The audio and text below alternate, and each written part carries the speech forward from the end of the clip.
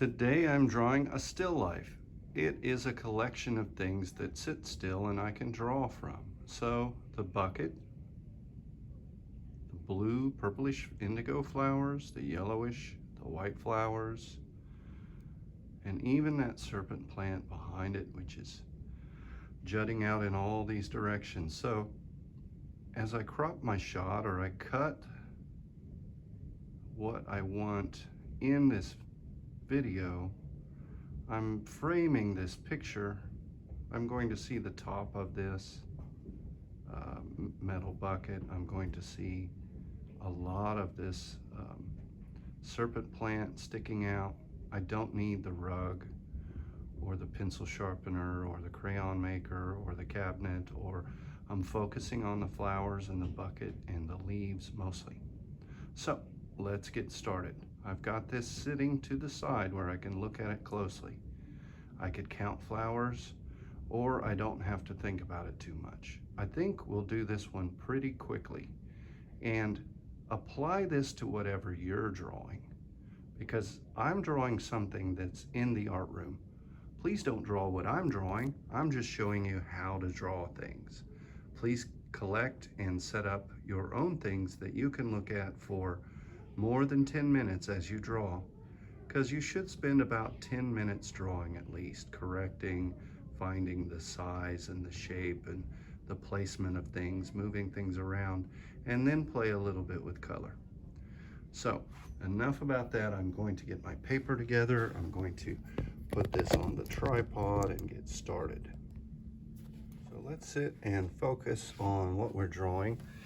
I'm drawing the top of the bucket, trying to fit it in, drawing this kind of round edge of a line, the lip of the bucket, and then I'm not really going to see this part, but I'm putting it there for a reference, kind of looking around the bucket. And I'm drawing with the side of my pencil. That way when I'm sure about where it is, then I can be definite and draw those lines in pretty sharp. So this edge rolls a little bit. I'll be erasing some parts. Now we get into the fun part. Look at the flower and think about the shapes and gesture or move quickly to just fill in those parts, or something like that. And then the smaller flowers, it's a circle. You can draw that circle. Now, all the petals are in different directions. They don't all go the same way, so think about that as you go. They don't need to all look alike. They shouldn't. And some of these petals are 4 petals and they're white and they're smaller. So don't get carried away about drawing a bunch of stems or anything like that. Draw the shape that you see. That's all you can really do. And you're going to notice that it gets really busy. It will have a lot of stuff. So keep going up, moving. I'm just gesturing. I'm not worrying about, is that perfect? Is that better than that one, or any of that stuff? Don't think too much. You're just moving your pencil around. There is no way to get that perfectly. If you wanted that, you could get a camera, use your phone, take pictures that way, and you'll get exactly what that is. But we're working with pencil, paper, color. We are finding things in space, so this is a good thing to practice every now and then. Start to indicate the lights and darks when you get to that point. Now, I don't want to pencil all this in because I want to see lots of color, lots of different flowers coming out, lots of these shapes. Boy, these are huge up here. This is that serpent plant. It's got several names. Mother-in-law's tongue, because it's sharp. Funny names. So I have this pot right behind it. I can put that in. Gives a little more volume and tells me what's going on. then round this side. And I'm saying it's a little lower than this. That has this over this. This is darker. It's in front closer to. And then these jut out. And I'm not too particular about how they jut out. I don't want them to overlap the things that are in front though. So think about what's in front of, what's behind. And I'm almost done with this drawing. I can put 100 more of these in, I'm sure. And look, I'm just gesturing. This is a flower shape. I'm not too particular on where things are. Now my color will make this interesting. Right now it's just a bunch of lead or pencil on the paper. And you can embellish things, you can change things to be more like what you want them to be. So this is okay. I'm at that place where I've got this looking all right, and there's enough space to color this in. I went ahead and sort of imagined or changed a little bit where the top of the table is. Start with your lightest colors first. I don't have clean water, but that's okay. I can use that really light yellow. First I need to clean it a bit because it's got green from the last time. Now I'll probably not finish this whole painting in this, but I'll show you a version of it as it gets finished. I'm putting the light colors in first, remember? Just gotta look at the map. That's my still life every now and then to find out where these colors, where are they? Where do they reside? Now, I'm not putting in dark yellow. I'm not going really bright and vivid with it because it was not that color. It's very faded. And that'll make everything else more interesting if you have some faded and some bright. And some of these flowers will be kind of yellow. And the edges of these mother-in-law serpent plant leaves are yellow also. I can't believe that this thing has stayed alive during quarantine the whole time. It was only up to water it a few times. It is a desert plant, so it did fine. Putting in this color. And I could add some blue into that if I'm really paying attention, because I want it to be a little darker.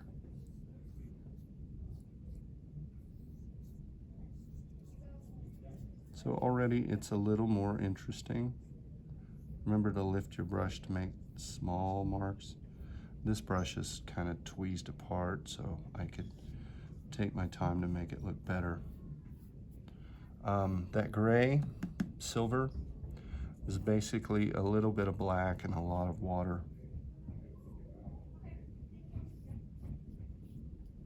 And that behind it is teal. So I get more water and I brush this out and go kind of in the direction that it goes. That makes those lines, so you're still drawing with your paintbrush.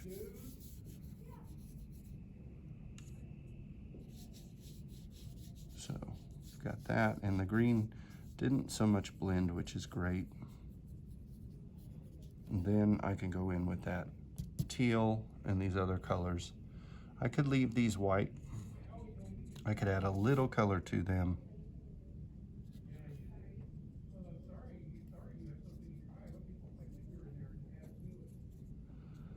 So, are you hearing the funny people in the hallway?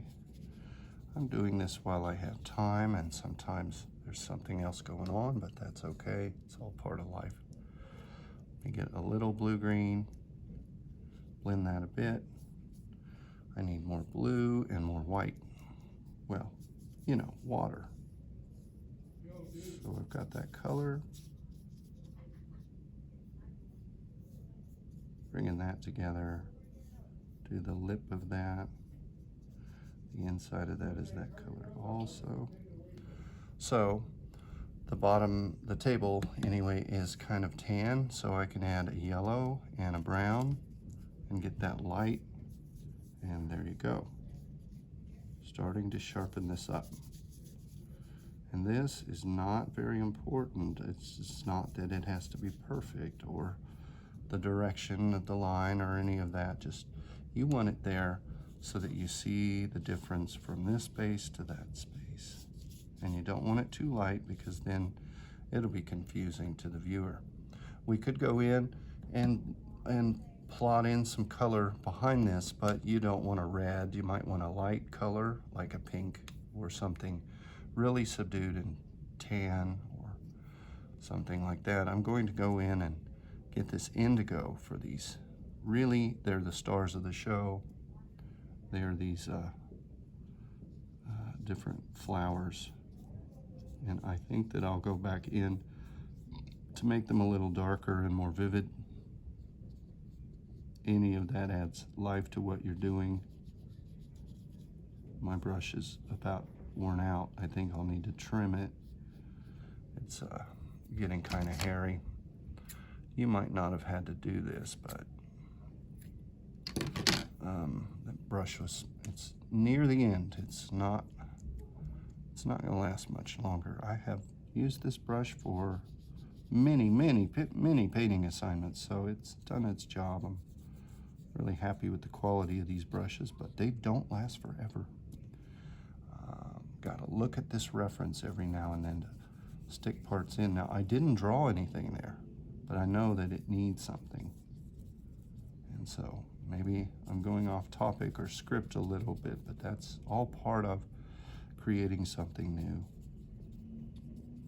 Putting in this color, indigo, purplish blue. And then that's vivid. I've gone over it a couple of times. I count 1, 2, 3, 4, 5 in the picture. I've got about that, and that's great. I'm happy with it. I can go in with some more greens for the stems. I can do the brown detail of those black-eyed Susan right there. A couple other ones.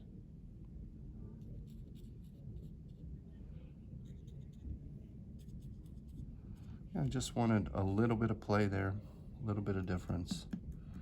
Now, some of this is so small that I can't really draw, and that's where other materials come in. If I want to draw these stems, I can sure do that with a crayon, colored pencil, marker, what have you. I'm liking this difference.